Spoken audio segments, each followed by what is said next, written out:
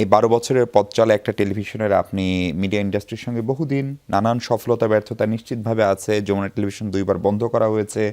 জুলাই গণ অভ্যুত্থানের সময় ব্যাপক প্রশংসিত হয়েছে। আবার যারা প্রশংসা করছেন তারাই ঠিক ৩-৪ মাস পরে প্রচণ্ড পরিমাণে গালিগালাজ করেছেন, চক্ষুশূল হয়েছে। ফলে গণমাধ্যমকে সবাই আসলে নিজের পক্ষে দেখতে চায়, এটা হচ্ছে একটা বোঝাপড়া। এবং মাঝে মাঝে আমরাও সেই ফাঁদে হয়তো পাও দেই গণমাধ্যম।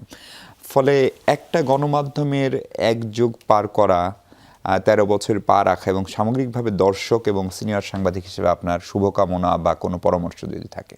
প্রথমেই যমুনা টেলিভিশনকে শুভকামনা, অভিনন্দন ১২ বছরের যাত্রা সম্পূর্ণ করার জন্যে।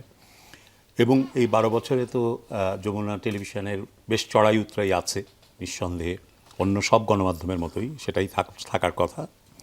আসলে গণমাধ্যম সবসময়ের জন্যই একটা চ্যালেঞ্জ, প্রতিটা মুহূর্তই একটা চ্যালেঞ্জ।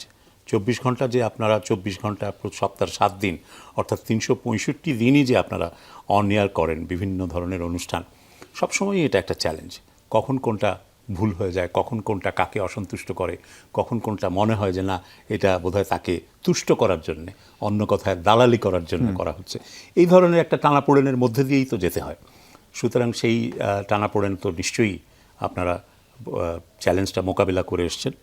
তো সে কারণে সার্থকভাবে যে ১২ বছর পূর্ণ করেছেন সেজন্য যমুনা টেলিভিশনের সবাইকে আন্তরিক শুভেচ্ছা, অভিনন্দন প্রতিষ্ঠাবার্ষিকীর। এবং আশা করি যে যমুনা টেলিভিশন তার এই ধারা অব্যাহত রাখবে। আর যদি আপনি মূল্যায়নের কথা বলেন যে যমুনা টেলিভিশন কেমন করেছে, আমি ওই আগের কথাতেই আবার ফিরে যাব যে বিভিন্ন সময় বিভিন্ন ধরনের চ্যালেঞ্জ এসছে এবং যত বেশি চ্যালেঞ্জ আপনি অনুভব করবেন আপনি মনে করবেন যে আপনি ঠিক কাজটাই করছেন, বুঝতে পারবেন। কারণ আপনি যখন কেউ বলবে যে সে অসন্তুষ্ট হয়েছে, একটা পক্ষ যদি বলে কোনো একটি ঘটনার আর আরেকটা পক্ষ বলে যে তারা সন্তুষ্ট হয়েছে, তাহলে বুঝবেন যে একটু সমস্যা আছে। আর দুই পক্ষই বলে যে সন্তুষ্ট তারা, তাহলে আপনি বুঝবেন যে আপনি নিশ্চয়ই ভারসাম্য রক্ষা করে চলতে পেরেছেন।